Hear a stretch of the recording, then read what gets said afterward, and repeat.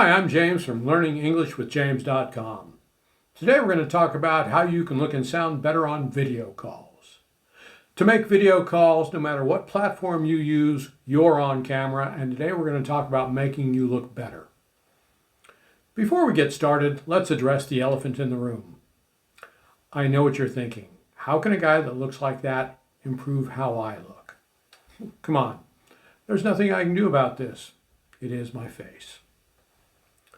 What we're going to do is help you improve how your video calls look and sound to the people you're talking to. If you make videos for social media, TikTok, Instagram, and the rest, everything that we're talking about today will also help you with your videos for these platforms. Because I'm an online English tutor, I video conference with people from all over the world. Most of the people that I've worked with look great on video. Some even look like they've been producing videos professionally. Then there are the others. I'm not sure where you fall in this scale, but hopefully we can help you to improve. So today we're going to talk about 4 major topics. 1, your camera angle. 2, your distance from the camera. 3, your location and background. And 4, your sound quality. We will show you some common mistakes and help you avoid them. While video calling, you could be using a cell phone or tablet or sitting in front of a computer. If you're using a mobile device, you could be at a park or the beach or just about anywhere with phone service or Wi-Fi. If you're using a laptop, stay away from the beach. Laptops don't really like sand and seawater. If you use video calling for work, you're supposed to be at work, so beaches and parks are not your best options. I do, however, have a friend who manages to work with his laptop in his front yard, sitting in a beach chair and throwing a tennis ball for his dog. He even manages to video conference like that. I am so jealous. But you might not be able to get away with that, and if you're working, you're probably inside. While we're going to talk about video calling inside and outside, we have a lot of ground to cover. So we're going to film 2 videos, one inside and one outside. It is a beautiful day today, so we're going to go outside and talk about how to make your impromptu, on-the-go videos and video calls look and sound better. But before we go outside, we have an important issue to cover. Page orientation, which is just the difference between holding your device like this, which is called portrait mode, or holding your device like this, which is called landscape mode. Whether you video in portrait mode or landscape mode is entirely up to you. It depends on what you're most comfortable with and what you're trying to show.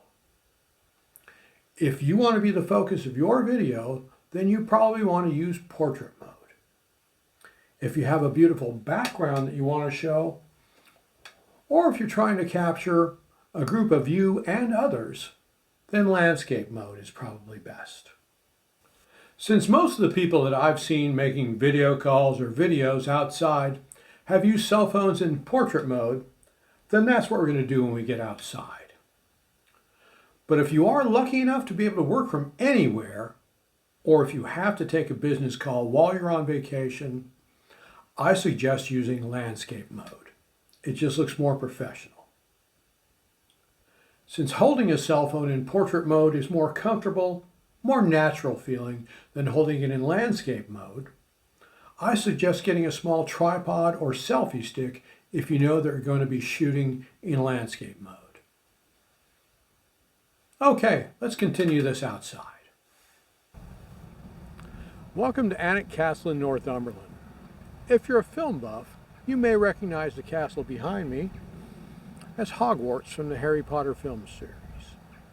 We're going to talk about some of the same challenges here that you'll find working inside, and some other things that are just a bit different.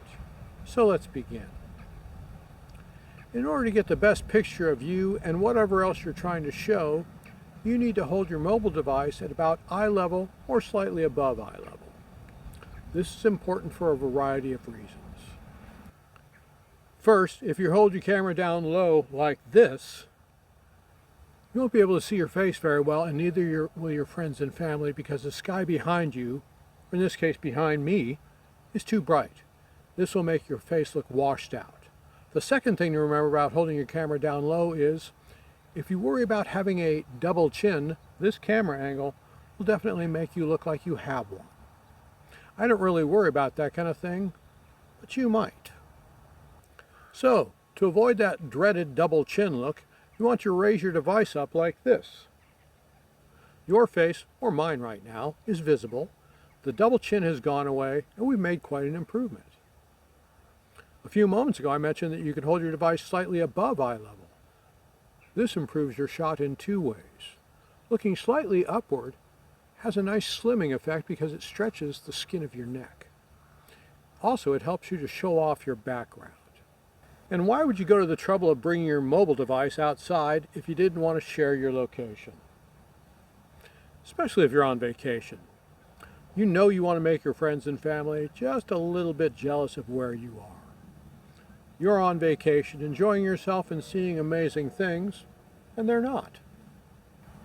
I know the feeling. Sometimes when I work online, I set up a table and chair outside my front door. Since the town I live in is in such a beautiful area, I sometimes have to pick up my laptop and move it around to demonstrate that I'm not using a virtual background. And if you still insist on holding your phone down low, at least trim your nose hairs, okay? I've seen inside way too many noses in my time. Next, you will look better if you hold your mobile device at arm's length. If you hold your phone too close, it makes you look weird and your background is harder to see. And what you had for lunch may become visible. So hold your phone at arm's length, make sure your background is in focus and well framed, and smile. Which brings us to our next point, location and background. Since you're outside, part of picking your location is to see where the sun is and how this affects your shot. You don't want the sun or a street light if you're out at night directly behind you. As I mentioned earlier, too much light behind you and your face can become obscured. You want your natural light source to shine on your face and also on the background that you've chosen to share.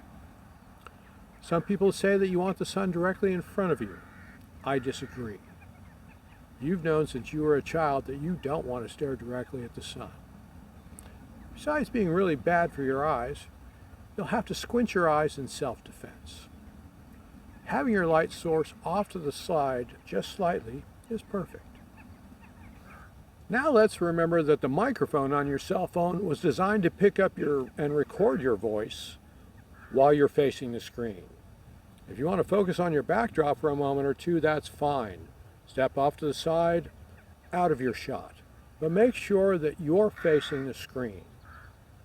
If you get behind your device or turn your face away from the screen, your voice will be muffled and extremely difficult to hear. If you do want to turn your phone completely around and still be heard, or if you're a naturally quiet person, you should probably use a microphone. What? You didn't bring a microphone with you? Well, then your earbuds are your best friends. Most earbuds come with a fairly decent set of microphones. And while a lot of people use them for video calls, most people don't think about using them for filming videos. If your earbuds are wireless, make sure to keep them charged, just in case.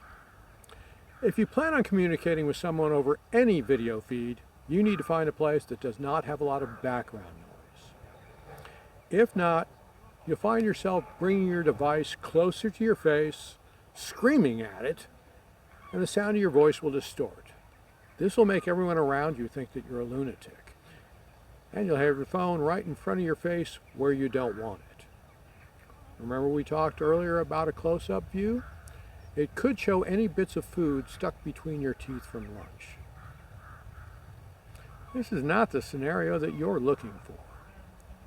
So a good rule is, if you have to speak loudly or yell at your phone, then you're just in the wrong place.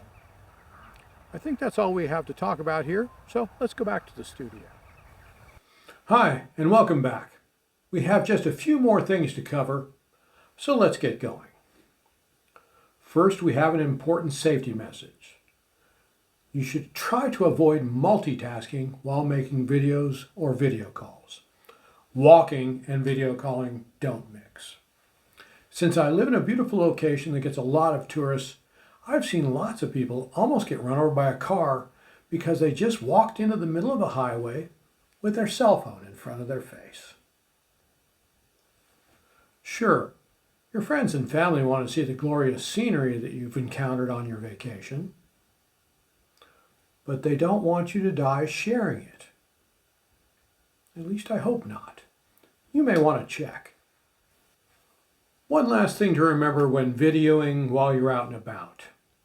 While you may be the star of your own show, the rest of the world may not see you that way. Be courteous and polite to those around you while video calling. Just like you don't want to hear the people in line with you at the local coffee shop, they probably don't want to hear your conversation either. And the person trying to help you at a retail store actually does deserve your undivided attention.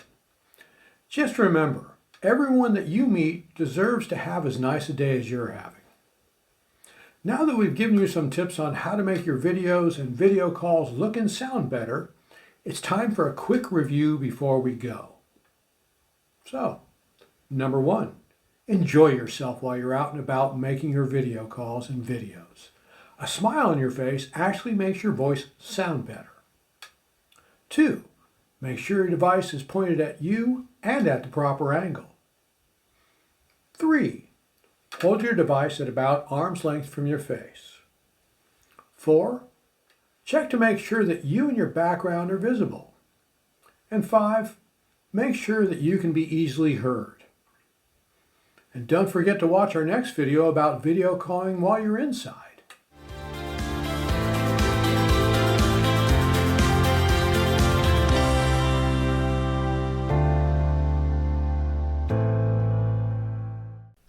If you enjoyed this video, be sure to hit the like button. You know, the little picture of the thumb pointing up. To make sure you don't miss any of our other videos, subscribe to our channel and turn on notifications. All of our videos are available on our website, learningenglishwithjames.com, as podcasts and transcripts you can download to listen to and read along with anytime you want. We also offer one-on-one coaching sessions with a native English speaker, me. How much fun can you have?